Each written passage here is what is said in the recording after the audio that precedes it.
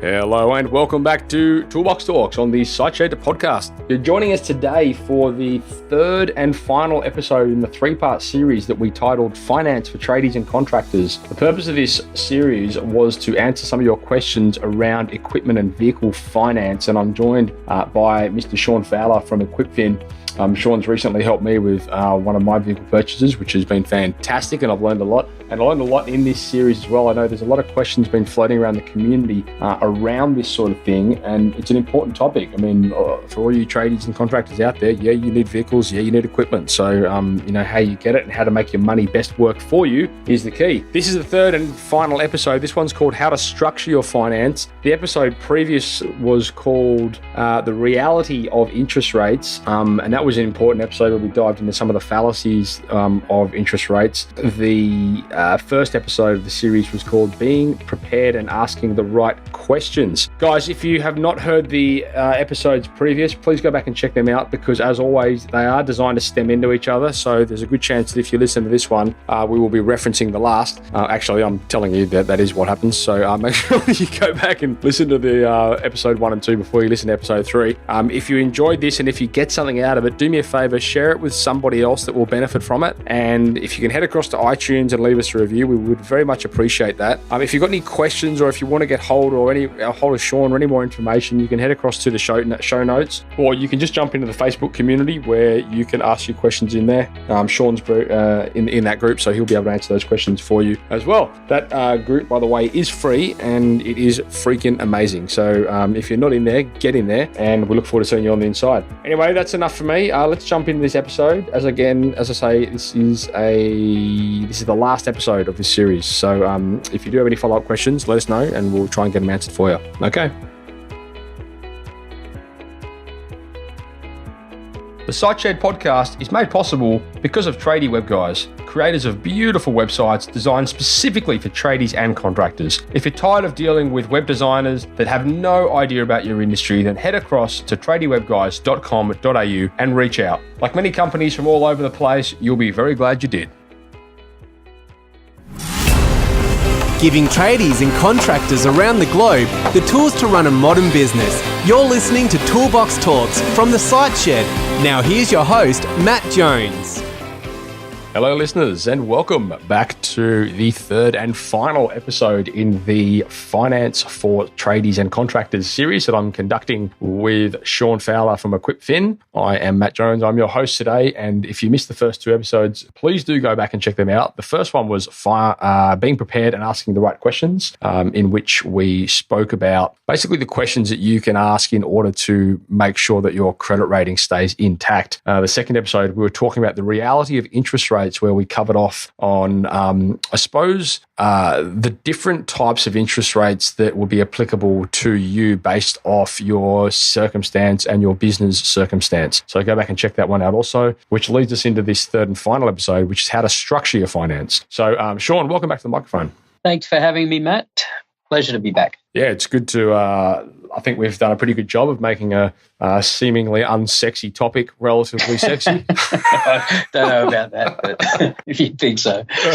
No, it's been good. And I think for the listeners out there, I mean, as you've seen, there's a lot of questions out there within our community relating to finance, and people, you don't know what you don't know. So the purpose of this podcast and this series is to really give guys just a bit of direction into, the finance world, and just to help them not make bad decisions and ask the right questions so that they can avoid potential scenarios, which we've spoken about in the previous couple of episodes. And in this episode here, the final one, I suppose we're going to talk a little bit about the more specifics around structuring finance, and then how that might relate to the listeners out there in certain businesses. So when we're talking about structuring our finance, is this question necessary? I mean, I suppose this is a question that's relevant to anybody in business, not necessarily anybody who's looking for finance, but well, specifically, I mean, it's always good to understand your numbers, but I'm really curious here because there's a lot of terms that have been thrown around in this, when we're talking about equipment finance, this chattel mortgages and track lease and all this stuff. And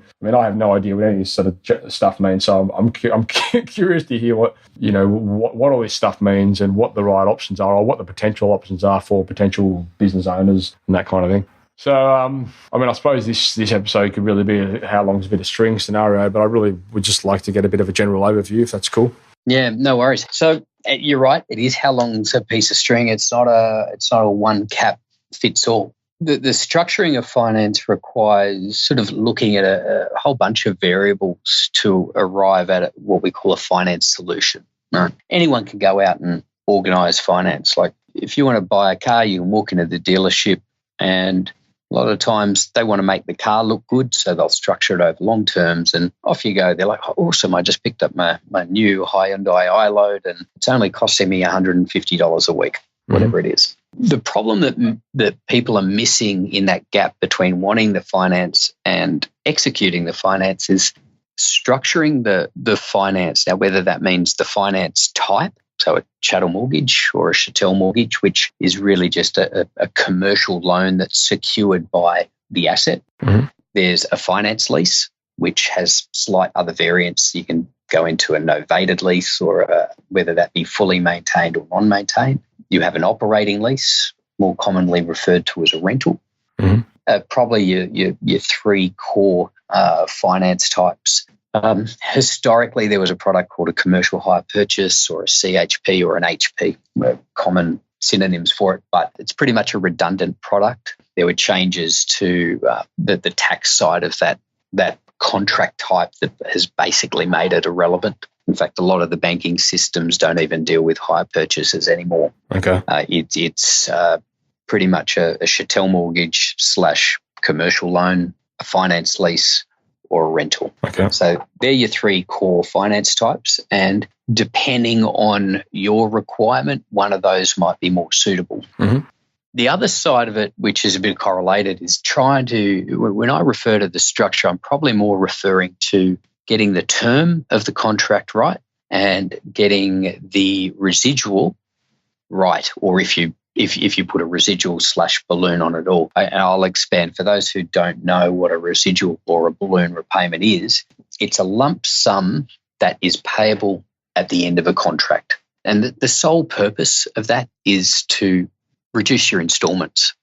And the concept behind it is they try to match the residual or the balloon generally to what that asset is going to be worth at that point in time.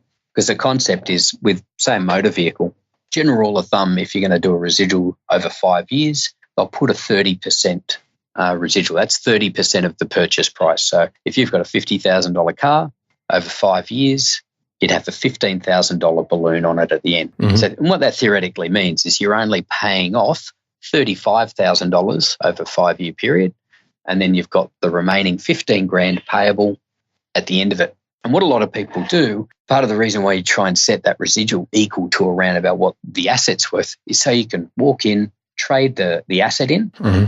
it pays out the residual, and you just go and do it all over again. Okay. Are residuals and balloons suitable for everyone? No. And that's a common mistake, is residuals need to be thought about along with the term. So if someone comes to me for finance, before I even talk interest rates, before I talk anything, one of the first questions I'm going to ask them is, how long are you going to keep that asset for? Mm-hmm. Because that's going to help me dictate what term I should be starting to think about that suits the asset. Like in a perfect world, we'd match the term to how long we think we're going to keep it for. And me personally, I'd put a residual or a balloon on it if it was available, equal to around about a conservative wholesale value for that asset.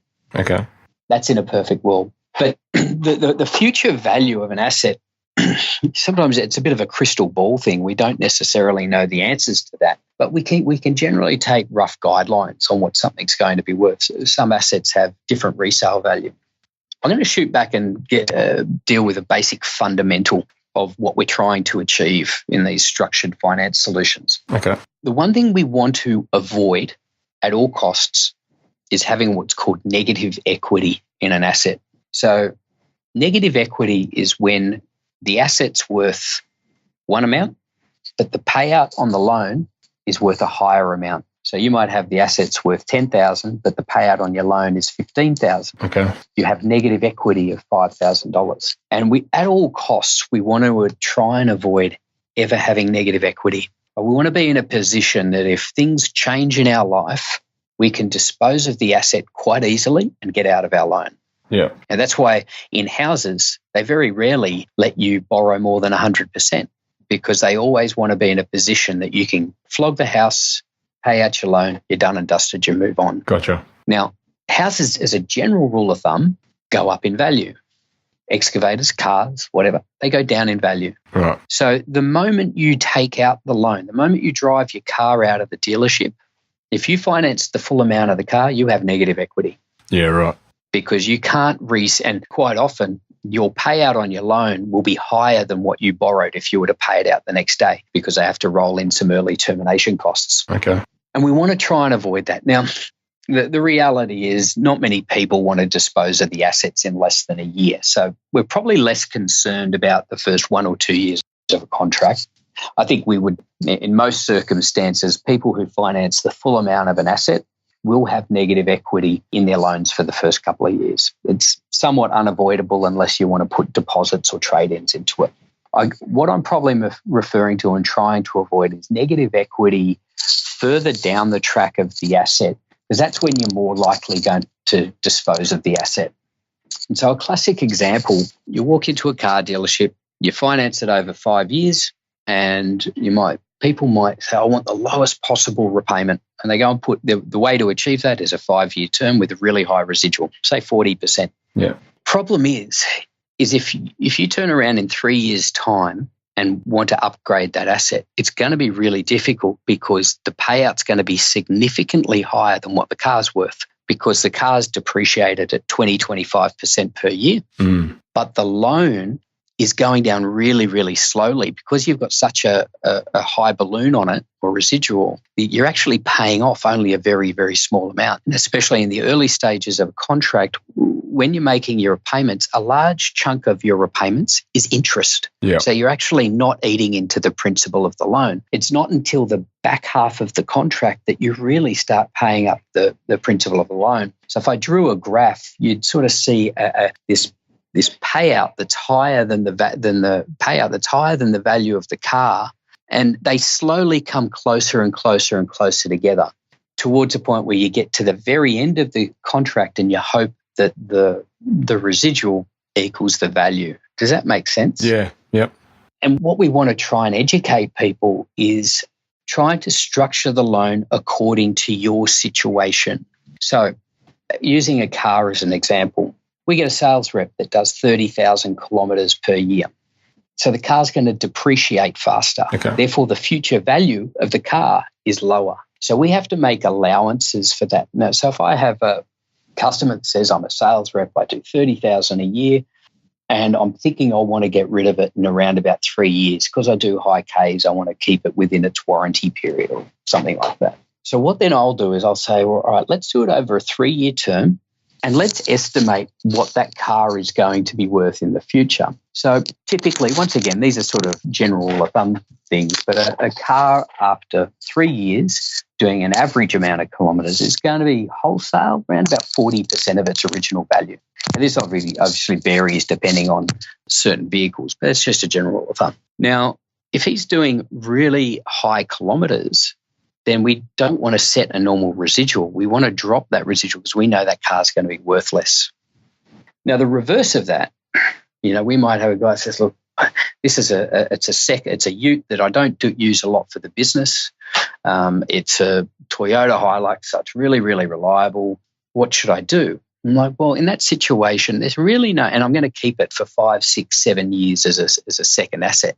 I'd have no problem doing it over a 5-year term with a high residual, because I know it's going to retain its value throughout the term and he's going to hold it beyond the 5 years. So he's never going to be in a negative equity situation. So in sort of a brief summary, if you're going to hold the asset for a long time and it's not getting heavy use, I have no issues with doing over 5 years with some form of residual at the end because it's going to hold its value. And by doing that, it reduces your monthly installment and gives you a manageable cash flow. Right. But the common mistake that's made is people go for that structure because they're trying to focus on keeping their repayments down, but they want to get out of it in 3 years, right. Or it's getting or the asset's getting absolutely belted, and it just doesn't hold its value because of the way it's being used. Now, I'm constantly having, I won't call them arguments with customers. I'm trying to convince them in certain situations to pay more per month to ensure the contract matches the way the asset's being used and when it's going to be sold. Yeah, gotcha. Does that correlate into equipment as well? Yeah, definitely. Okay. So, like, there are certain assets that have much better resale value. Okay. Yellow goods, earth-moving goods. Yeah. In fact, there's some used earth-moving goods that, depending on the size of them, some of them are 3 and 4 years old, and they're the same price as a brand new one. Right. Because it's supply and demand and all that sort of stuff. So certain asset classes have great resale value. But if you have a somewhat specialized asset that if you wanted to sell it, it's really hard to get rid of, you don't want to be taking aggressive residuals, because I revert back to, if you want to get out, let's say something happens in your life and you need to make a drastic change and you need to sell off all your assets, you want to be in a position as best possible that asset, or the payout on that asset at that time, is as close to what it's worth. Yeah. So you can just sell it, pay out the debt, sell it, pay out the debt. Otherwise, we're left with these negative equity situations where people say, well, something's happened, I have to sell this asset, but my payout's $10,000 higher than what it's worth. Where am I going to get that $10,000 from? I think that kind of answers the question that one of the Mark in the group asked, actually. He wanted to know the best way to structure a line 5 years over 5 years at 30% or 4 years at 40% or whatever. And I think that kind of addresses that. Yeah, it does. They have to just ask themselves these same questions. How long am I going to keep it for?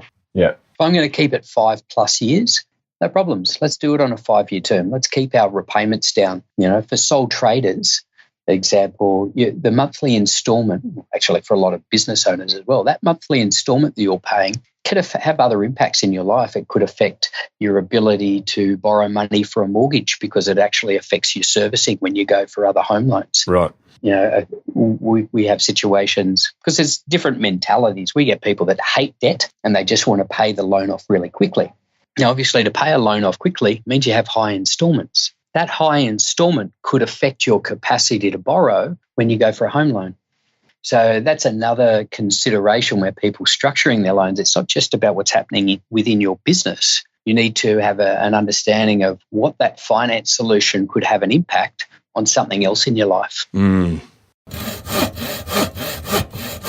We interrupt this podcast today to talk to you very quickly about Tradie Web Guy's content creation program. That program has been designed specifically for trade-based organizations as a way that you guys as trade business owners can start creating content that enables you to engage better with your customers and your potential customers. It will enable you to build trust and build rapport, because what you're doing is you're investing in educating them. Biggest problem that we see with our customers today is that they're not regularly updating their websites. And that's a problem, because first of all, the search engines are looking for that. And second of all, potential customers are also looking for it. Tradie Web Guy's content creation program has been specifically designed to help you get regular, relevant content on your website consistently every month. We know that it's hard when you're out there on the tools, and we know that sometimes you don't always have the time to be able to do these things yourself. So we're taking it off your hands for you. It's a service that we're offering for you guys. We want to make sure that you're getting this done because we know how important it is. Anyway, head across to tradiewebguys.com.au/content, fill in the form, and one of our representatives will come back to you. I've had situations where I have a young guy come to me. He's like, I hate debt. Dad taught me that, don't buy what you can't afford. I just want to structure my loan over a 3-year term with no residual. I'm like, that's fine. Anyway, I run this quote. Let's say the repayment's $1,500 a month.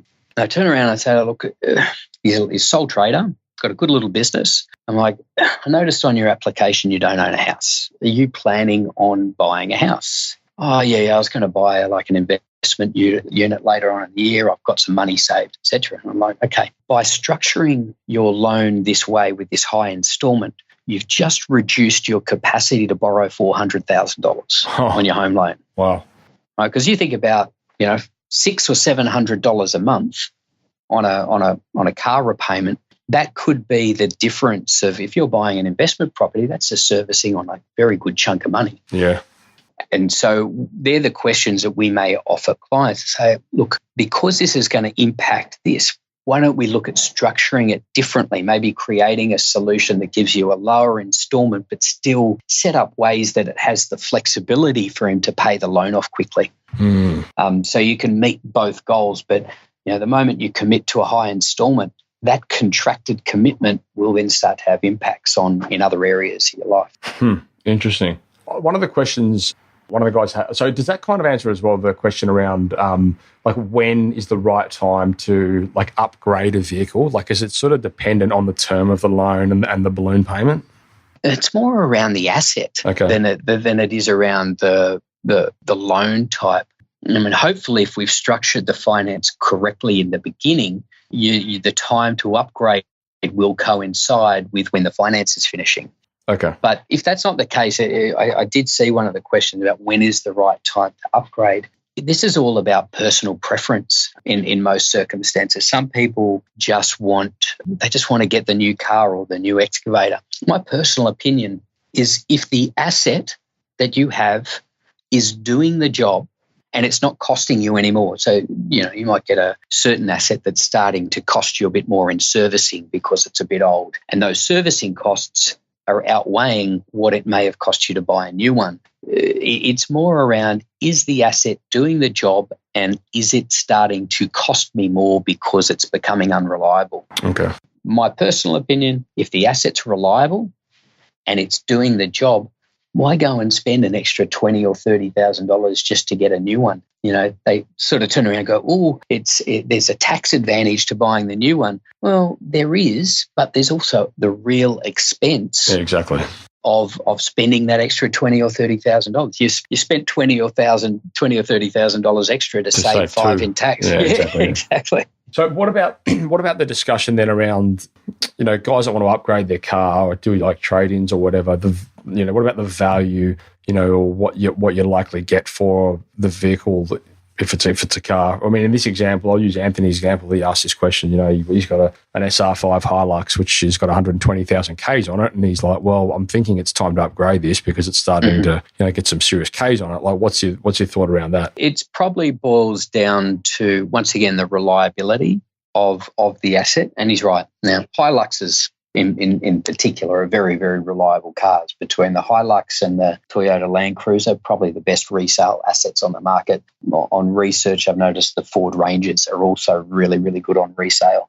And a lot of that future resale and the timing, different assets present different opportunities. So if you're dealing with a Hilux that we know is going to have really good resale, your decision or timing to upgrade may be different to if you're buying a Holden Colorado. Unfortunately, things like Holdens and other manufacturers don't retain the same sort of future value that you get across certain manufacturers. What about the new Mercedes Navara? I did see that one. Once again, there's a few of the higher end brands that are starting to bring out the utes. Yeah. Oh, look. I'd steer away from them. Yeah, look, at the end of the day, that's an ego tag if I've ever seen it. The market is going to dictate which ones are the best future, basic economics. The ones that are retaining their resale are obviously the ones that are high in demand and probably have a good reason for having that high in demand. It's usually reliability. Yeah. But so I think it was Anthony's situation with the SR5. If you've got a loan on it, if you've got some finance owing on it, a lot of the time your decision around upgrading is going to be dictated by the position you're in. And by that, I mean, what's my car worth and what's the payout on it?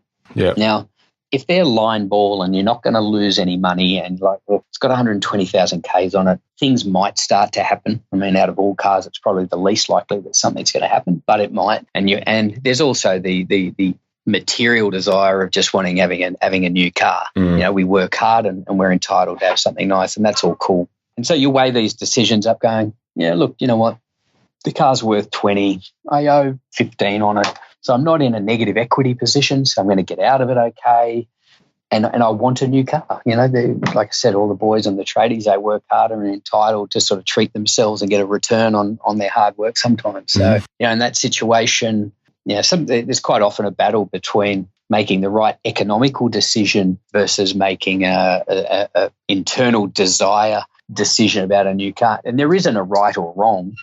Well, there probably is, isn't there? I mean, like from a financial point of view. Yeah, from a financial perspective, you basically keep the asset as long as you can until it's not creating costs to run that asset that exceed what the alternative would be for buying an asset. And it's all about that. I mean, I've always had that mindset with, like materialistic stuff, like you've just got to look at it more from a financial perspective. Yeah. Realistically. Yeah, and look, it's a common mistake, or it's really people overcapitalize sometimes on the assets that they buy. So you don't need to go and buy a $60,000 ute when there's a $30,000 ute that is going to do exactly the same job. You don't go and buy a 10-bedroom house for a 2-person family. You've got all this wasted room. Same as a car, you've got this wasted capacity. There's an asset at half the cost that does exactly the same job. Why would you spend the extra? Yeah. And, as far as timing to upgrade, I think from the financial side, it's really about sort of making that decision and going, all right, is reliability starting to be compromised? If that's the case, then definitely it's worth looking at the upgrade. But it's also depending on the position. We get some people that want to upgrade because the asset might be becoming unreliable, but because of poor financing structures, the asset's worth $20,000 and the payout's $35,000. Yeah. And all of a sudden they're in a financial position or hole where that upgrade then starts to become more difficult. Yeah. But I would say for people who are assessing it, obviously if they own the asset outright, it's a bit of a no-brainer. It's a lot easier to do because they're not worried about trying to cover a loan. So the people that own their assets outright, it's more around, okay, do I really need it? Is this asset doing the job? And if the asset's still doing the job and it's reliable, why go and spend the extra? If for people that have finance owing on their cars, it's more about, okay, first step, am I going to be able to get out of my loan by selling the asset? And if the answer is yes, then you go to, okay, do I really need it? And if the answer is yes, then you do the upgrade. So there's sort of two scenarios that you just want to meet. And sometimes material desires will override all of the smart choices and people will just go and get it because they want a nice new Ranger or something. Yeah. No, I love it. All right. Well, mate, I don't know about you, but I reckon that pretty much comes close to wrapping that episode up. What do you think? Yeah. I think around structure. So recap for people who are out there that don't have the guidance of brokers or people that aren't helping them guide it through it, it's saying structure your loan term to sort of how long you think you're going to keep the asset if you can. And if a residual is available, setting that residual to what you think that asset's going to be worth at a wholesale or fire sale situation at that point in time. And that'll give you, a relatively low repayment. It should mean that if you ever need to get out of the asset for whatever reason, whether it's upgrade, whether you're closing the business down, whatever, you should be able to go, great, I can sell it and the sale's going to cover my payout and you can move on. Yeah, brilliant. Try to avoid structuring things with long terms and high residuals unless you plan on keeping it for a while, probably over and beyond the term. Otherwise, you want to sort of start at looking, if you're going to keep them for 4 or 5 years and you're not sure, try not to be too aggressive on the residual and balloon repayments. Yeah, brilliant. Oh, mate, I think that's great. So for me, I think the big takeaways for this series, that obviously brings a close to the series, Finance for Tradies and Contractors. And I think the big takeaways for me were, first of all, when you're in that asking in the initial stages there, when you're dealing with a broker or whoever, it's important to ask if they can give you an indication of approval. So make sure that you've got a bloody good chance of getting that loan before they actually apply for it. In regard to interest rates, don't freak out so hard about interest rates. They will vary based on your personal situation. At the end of the day, you'll probably find it won't make a huge amount of difference anyway from a financial point of view. So don't get too hung up on interest rates. And then on the third point for me in this episode. It's really, I suppose, the big thing for me was understanding, in regard to the bit of equipment or the vehicle that you're purchasing, make sure that you understand how long you want to hold on to that asset for, so that you can then really build a loan and payments around that factor. That's right. Yeah. And sort of how long how the asset's being used is a big one, because it's used, if the asset's got heavy usage versus light usage, the heavier the usage, you want to minimize or try and avoid having residuals. Yeah. If it's got light usage, then the future value for those assets will hold up, so you're not hurt as bad if you wanted to take a balloon or something on it. Brilliant. So for the listeners out there, once again, all of these episodes will be available and accessible through the platform to which you consume your podcasts. You can get any information relevant to these show notes, as well as access to Sean and the cheat sheet that he's left behind on finding the right finance solution for your business. You can get all that through the show notes at thesiteshed.com. Sean, I want to thank you for your time. It's been fantastic and very educational. Yeah, no, thanks, Matt. I appreciate the time to sort of reach out to the guys. I think it's, I'm sure a lot of people are probably looking at their own finance contracts going, oh, what have I done? But at least going forward, the guys should be armed with some basic fundamentals. Once again, that they shouldn't be expected to be professionals in this area. And I would suggest that they have a chat to colleagues, people in the industry, and find out if they've got any really good brokers that they've dealt with in the past, because a good broker that's educated, that you can trust, will relieve a lot of stress, not only in sourcing the finance, that's only a component, but also in ensuring that, the contracts are structured in a way that they meet short and longer term goals. Yeah, brilliant. Well, again, I dare say you'll have a few people reach out in regard to some of the stuff they've got coming up, which is the idea. Listeners out there, Sean is also in the Facebook community, so when this podcast goes live, he'll be tagged in that, and you can ask questions in there as well. So, mate, I think that wraps it up. Thank you once again.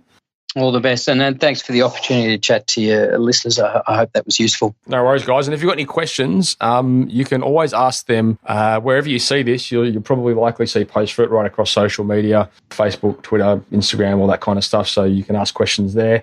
Failing that, if you are in the Facebook community, it's probably the best way to get hold of myself and Sean. So head across to Facebook, and you can join the Site Shed private group. There's a lot of really good conversations that come out of that group, so I encourage you to be part of that. Otherwise, you can always send an email in to inquiries@thesiteshed.com, and you can also post some comments there within the comments section of the show notes. So you've got plenty of options there. So now you have no excuse. Get out there and get it done, folks. That's a wrap for me.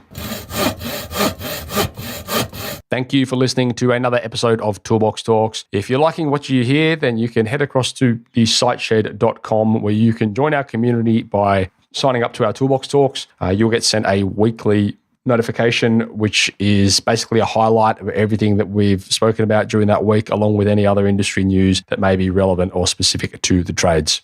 If you're enjoying the show, you can head across to iTunes, Stitcher, or SoundCloud, where you can leave us a review. That would be fantastic, and all the reviews get read out in the show. Likewise, if you have any friends or colleagues that you think would benefit from the show and the episodes that we create, then please go ahead and share it with them.